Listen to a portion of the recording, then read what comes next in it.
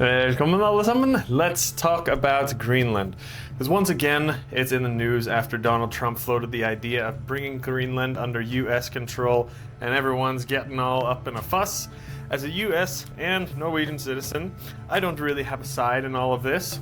I think Scandinavia should probably worry about their own neighborhoods and the safety of their women and children on the streets before they start going to war with Trump. Just a suggestion. So, the Viking spirits of protecting our people may have disappeared from our culture a long time ago, and we resort to talking tough on social media, but Greenland has a very powerful Viking history that many people did not know about, and more in connection to Norway really, and that's what we are going to focus on in this video. First, some basics. Greenland is an autonomous territory of the Kingdom of Denmark. It's the largest part of the kingdom by land area. People born in Greenland are Danish citizens, which also makes them EU citizens, but Greenland itself is not a part of the European Union politically. They have some sort of autonomous government there, but politically and culturally, Greenland wasn't always Danish. Before, Greenland was politically and culturally tied to the Kingdom of Norway from its Norse discovery in around the year 986 AD until the early 1400s, and there was mostly Norwegian settlers that were living here. And that is the history we're talking about here. Before the Vikings arrived, Greenland wasn't completely empty. The Paleo-Inuit culture arrived there as early as 2500 BC, and later on the Sakak culture, living in southern and western Greenland until about 800 BC, so a long time before the Viking Age. It was settled by Inuits there. They were not permanent settlements though, they were seasonal and mobile cultures. They were not having full-time residents there. Now we get to the fun part. According to the Icelandic sagas, Greenland was settled by a Norseman that you have all probably heard of called Erik the Red. A badass outlaw who got kicked out of Norway and Iceland for murdering a bunch of people, so naturally he had nowhere else to go but to sail west into the abyss, into the unknown. And that's where he came upon land after many days, perhaps weeks. He found livable area and he pulled off one of the greatest rebrands in history, and he named this desolate Iceland Greenland, or Greenland, specifically because the sagas say that a good name would attract settlers. And it worked. In around the year 986, Erik led 35 ships towards Greenland, but only 14 of them actually made it. Those ships were the first ones that founded the Norse settlements along the west coast. At their peak, the Norse population in Greenland was never that much. It never exceeded about 2,500 people. But they did settle for hundreds and hundreds of years. They settled on the southern coast, they farmed whatever they could, they fished, they raised livestock, they hunted, and they traded. There were at the time Inuit groups living further north that we have been able to find in the archaeology, likely Dorset culture, but they probably interacted with the Norse and traded with them. We just don't have any written records about direct contact with them. What we do know is that Greenland became the base for one of history's most important explorers, Leif Erikson, Erik's son. Erik the Red's son. Leif sailed from Greenland and reached North America centuries before Columbus. He traveled frequently between Greenland and Norway, and he was close enough to the Norwegian king to basically matter politically to him.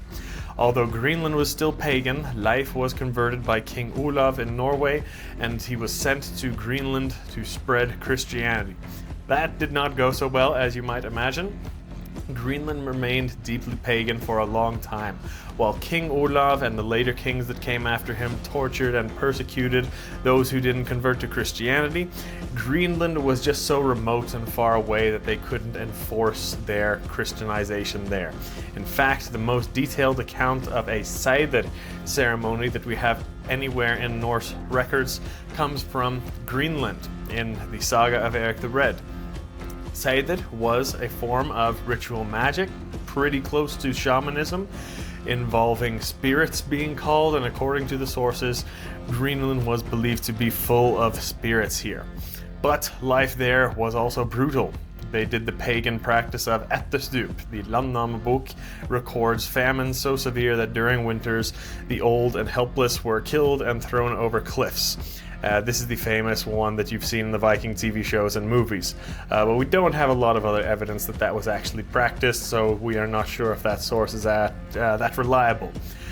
Greenland remained technically independent, although it was associated with the Kingdom of Norway, until 1261, and that's when the Norse Greenlanders formally submitted to Norwegian rule, and they were basically attached. A bit later on, in 1380, Norway entered the union with Denmark, and by 1397, Greenland and all of that was part of the Kalmar Union. The Norse stayed in Greenland for roughly 400 or 500 years, but by the late 1400s, the settlements completely vanished. Why did the Vikings leave? This is one of history's greatest mysteries. The most likely explanation is climate. During the medieval warm period, 950 to 1250, Greenland would have been warm enough for farming, possibly as warm as it is today, maybe even warmer, especially in the North Atlantic at the time. Some crops mentioned in the sagas would have been very difficult to grow there even now. But when the climate cooled in the late medieval period, Norse farming collapsed. The land became unavailable for Europeans, while Inuit cultures arrived in the 1200s, could survive there because of their culture, due to their diet and their adaptability and their wild game hunting and fishing. That's how they were able to survive. But the Norse and their culture and their norms and their diet habits couldn't, so they had to leave. There are other theories as to why they left Greenland. Trade, collapse, isolation, conflict, whatever. I'll put these up on the screen, but the truth is we don't know for sure. They're all just theories. Now, in the 1600s, this is very interesting. Dano-Norwegian explorers returned and found the Norse settlements that they thought would be there completely gone. They legit had not had contact with Greenland for centuries, and they thought they were actually going to find pagan Vikings with their old culture there from 600 years ago. But there was none of that there anymore. There were only Inuit cultures who stayed there to stand the test of time. So when Denmark and Norway split in 1814, Greenland went fully to Denmark by that time, and in 1953 Greenland officially stopped being a colony of Denmark, and they became part of the Danish state. And that is pretty much the history of Greenland and what it brings us to today. So what about Trump? Today, under the Danish kingdom, the Danish nation, Greenland has all the things that come with being Danish. Free healthcare, education, high standard of living, just like in Denmark, just like in the rest of Scandinavia.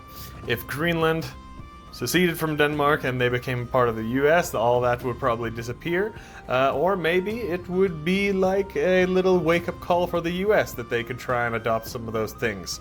But in exchange, Greenland would of course get lower taxes, stronger military protection, greater economic opportunity, and that's why this conversation keeps coming back. I think there's probably a lot of stuff being talked about behind the scenes that we don't know about, but yeah, let's see what happens. Don't really care what happens to it, but yeah, it's interesting news to follow along, and we will see. But that's all I have to say for today. Hope you enjoyed the lesson. Vi ses nästa gång.